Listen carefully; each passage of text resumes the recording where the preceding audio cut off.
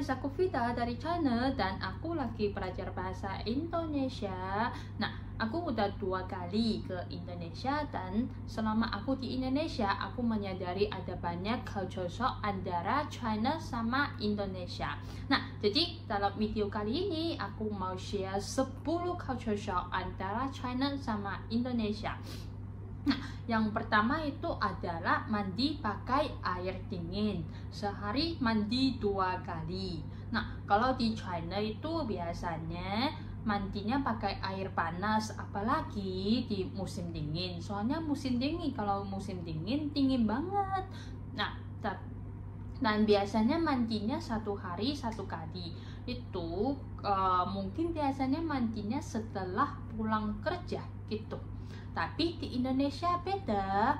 Nah, kalau di Indonesia tahun kemarin tuh aku ada pertukaran studi di Yogyakarta. Waktunya mau nyari kos, tapi susah banget sih mau nyari kos yang punya air panas.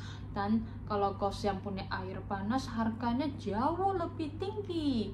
Nah, aku baru nanya, aku baru tahu itu. Biasanya orang Indonesia mandi cuma pakai air dingin.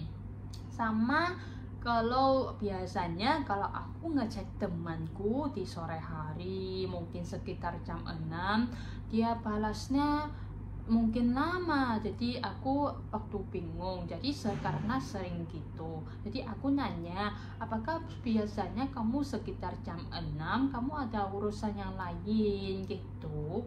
Nah, jadi dia jawab, maaf Vita, aku itu lagi mandi, karena kalau mandinya terlalu malam airnya terlalu dingin, aku enggak kuat gitu. Nah, aku baru tahu itu biasanya orang Indonesia mandi pakai air dingin. Nah, sama aku biasanya di pagi hari atau teman ngecek aku kan. Nah, biasanya mereka bilang nanya aku gitu, Vita, kamu udah mandi belum? Nah, gitu. Aku awalnya sih bingung, kenapa dia di pagi hari, mana aku udah mandi belum. Nah, soalnya di China itu biasanya mandi di malam hari. Nah, jadi aku nanya, kenapa nanya kayak gitu, bukannya mandinya di malam hari. Nah, jadi temanku menjelasin kalau di Indonesia biasanya mandi sehari 2 kali, di pagi hari sama di sore hari gitu. Aku baru tahu, oh gitu, emang beda sih. Oke. Sama culture shock yang kedua itu adalah shower toilet.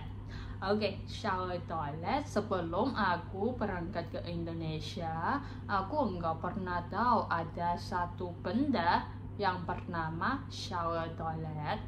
Nah, kalau di China itu biasanya kalau kamu ke toilet biasanya cuma pakai tisu, tidak ada shower toilet. Nah, jadi setelah aku ke Indonesia, aku baru tahu ada shower toilet, itu apa gunanya dan itu gimana cara gunanya gitu. Nah, aku juga pernah coba sih, soalnya itu menarik perhatian aku, soalnya di China nggak ada, jadi aku coba piu gitu, tapi itu airnya kuat banget, jadi aku nggak pernah coba pakai, cuman masih lagi penasaran gitu. Nah, kemarin itu aku bahas soal toilet sama temanku dari China. Nah, jadi dia juga beritahu aku sesuatu waktu dia baru sampai di Jakarta, dia baru tahu ada shower toilet. Nah, waktu itu dia ke toilet, dia penasaran sih gimana cara pakai shower toilet itu, jadi dia mau coba kan. Nah, dia coba pakai shower toilet tapi airnya kuat banget, jadi jalanannya basah semua. Jadi mungkin kebanyakan orang China sih enggak tahu ada shower toilet gitu. Nah, culture shock yang ketiga adalah di daerah tropis, tapi di Indonesia ada yang jual pakaian yang sangat tebal. Nah, ini buat aku kaget banget. Nah, sebelum aku ke Indonesia, aku tahu Indonesia kan panas. Jadi, pakaian yang aku bawa cuman baju yang lengan pendek sama celana pendek karena di Indonesia panas. Nah, itu tapi waktu aku jalan-jalan ke mall di Indonesia, nah di toko-toko yang menjual pakaian, aku ketemu, oh kok ada yang jual pakaian yang tebal banget itu, kok bisa? Aku waktu itu kaget. Bukannya itu baju-baju buat dipakai waktu musim dingin di China gitu, tapi kan di Indonesia tidak ada musim dingin. Nah, aku setelah udah lama di Indonesia, aku baru tahu itu pakaian tebal itu buat apa itu. Misalkan waktu dipakai waktu mendaki, soalnya waktu mendaki kan di gunung kan dingin, jadi bisa pakai waktu mendaki, sama misalkan ke tempat yang ada musim dingin, waktu dingin bisa bawa ke luar negeri, beli di Indonesia bawa ke luar negeri untuk nanti kerja di luar negeri atau pertama di luar negeri, nanti waktu dingin bisa pakai di situ gitu. Nah, itu waktu itu aku emang kaget banget gitu.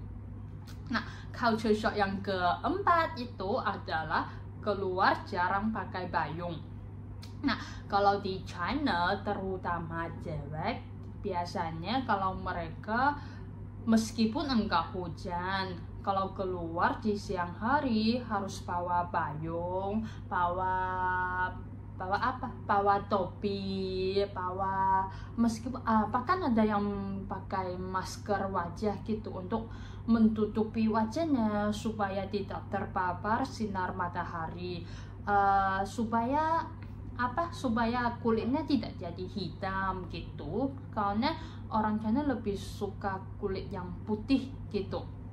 Tapi jadi aku biasanya kalau di China aku juga keluar bawa payung. Nah, aku ke Indonesia aku juga bawa satu payung sih, tapi itu selama aku 1 bulan di Indonesia, tapi aku enggak pernah pakainya.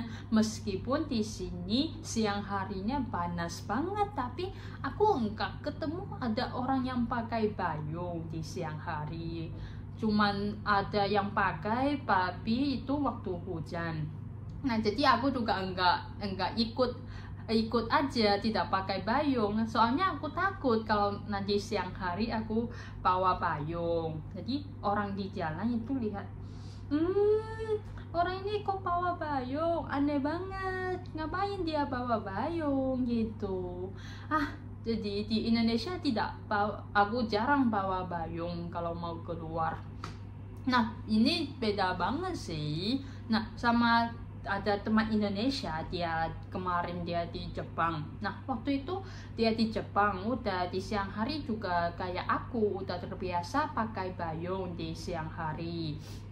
Nah, jadi aku nanya, jadi kamu kalau nanti udah balik ke Indonesia, kamu siang hari waktu panas, kamu pakai payung enggak? Dia jawab, enggak, aku enggak pakai. Soalnya di Indonesia tidak ada yang pakai payung di siang hari meskipun lagi panas gitu. Oh, mungkin beda sih. Di Indonesia lebih enak pakai baju yang lengan panjang gitu, enggak pakai payung. Nah, oke, ini culture shock keempat. Culture shock kelima itu adalah kalau keluar sebaiknya bawa cash. Di Indonesia harus bawa cash. Nah, kalau aku di China, kalau aku keluar, aku biasanya bawa handphone sama kunci rumah, udah cukup. Soalnya biasanya kalau bayar itu cuman pakai pakai Alipay sama WeChat Pay, ini udah cukup. Aku tinggal scan QR code-nya langsung bayar online itu.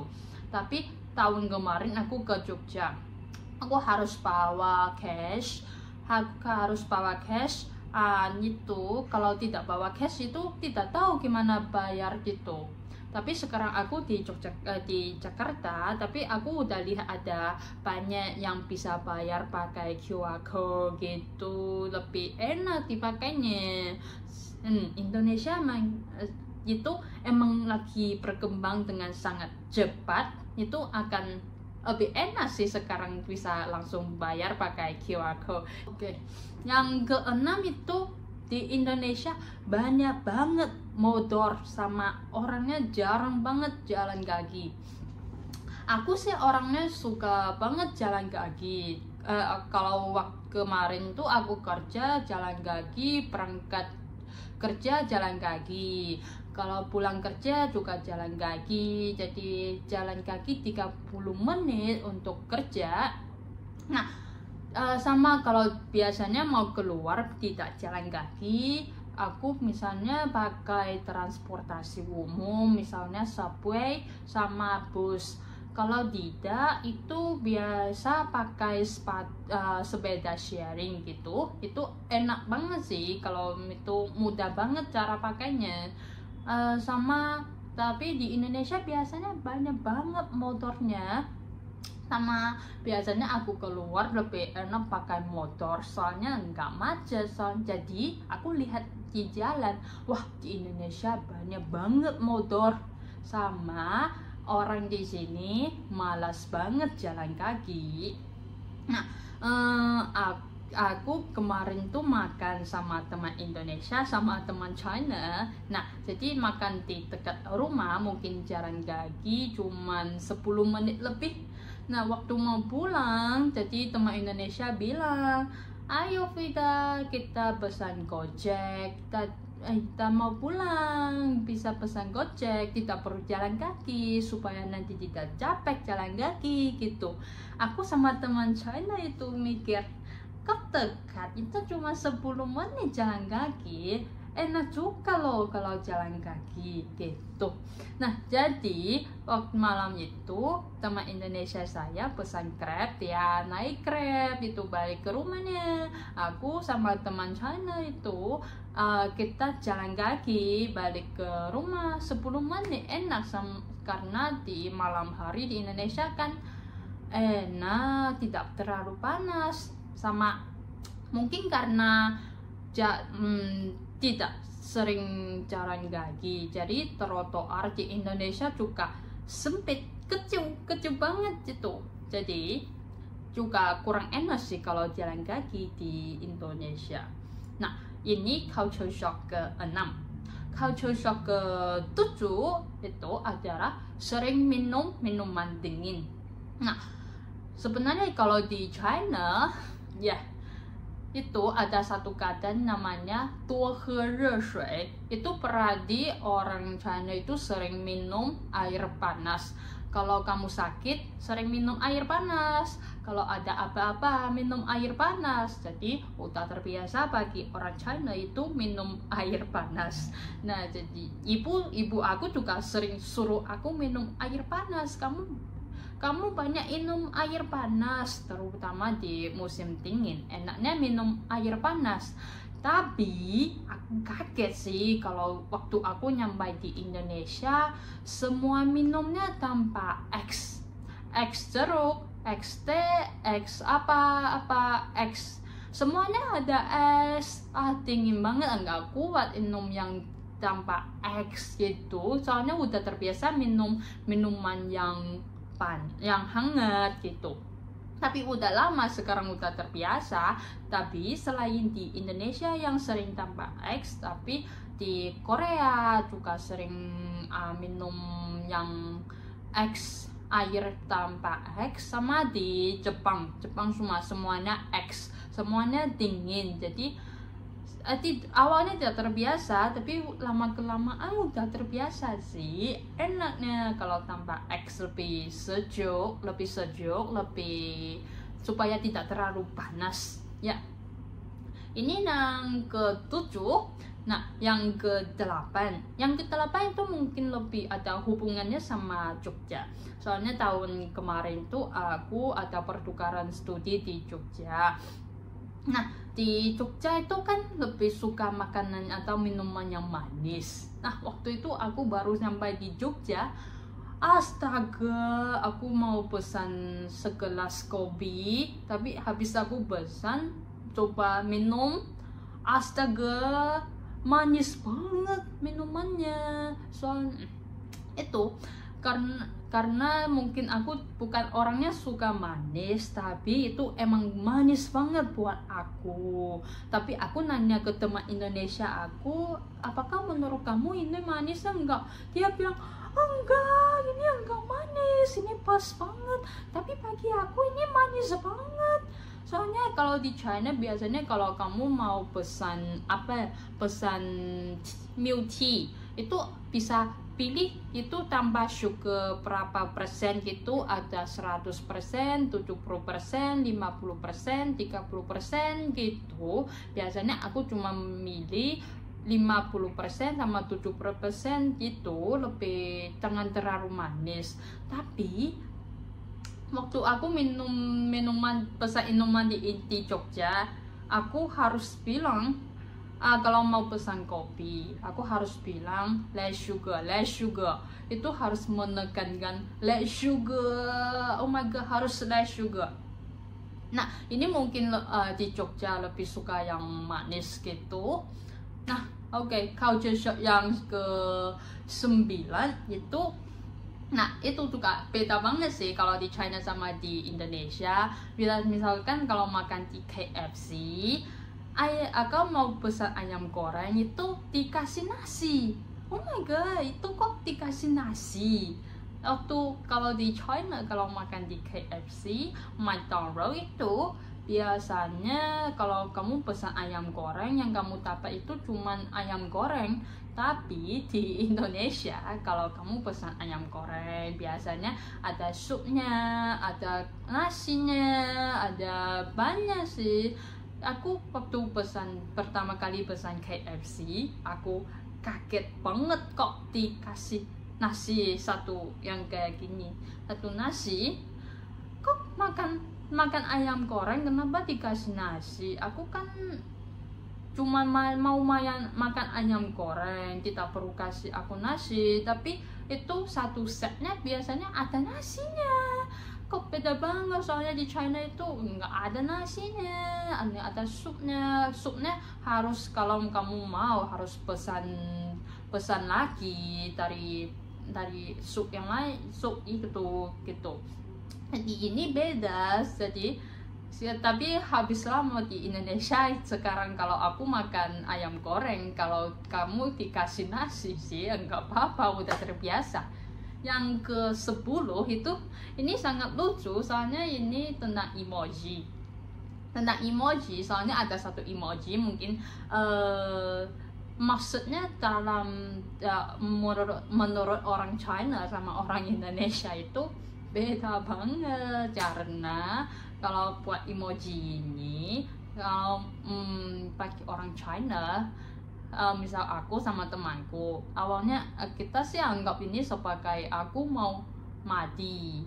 Misalkan cara pakainya, aku ada banyak pekerjaan, aku mau mandi tanpa emoji ini.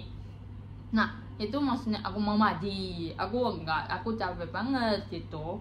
Tapi di Indonesia kayaknya maksudnya bukan aku mau mandi, adalah itu aku senang, bahagia gitu. Nah, jadi atau aku ngechat sama teman, jadi waktu ada temanku ngechat aku sih, itu aku Vita senang bertemu dengan kamu, kita tanpa emoji itu kayak aku orang China itu lihat, oh my god, kok bisa pakai kayak gini, kok beda, aku baru sadar itu beda. Tapi mungkin ada teman China aku enggak sadar sih, dia masih pakai yang kayak enggak itu kayak aku mau mandi pakai itu, aku ada banyak tugas dikasih emoji itu. Mungkin kalau mau ngomong sama orang Indonesia membingungkan mereka itu dia. Nah, ini adalah 10 culture shock yang aku ngerasa beda banget antara China sama Indonesia. Nah, sebenarnya masih ada banyak sih culture shock antara China sama Indonesia. Mungkin lain kali aku bikin video lagi yang share tentang culture shock antara Indonesia sama China. Nah, jangan lupa like and subscribe channel aku. See you next time.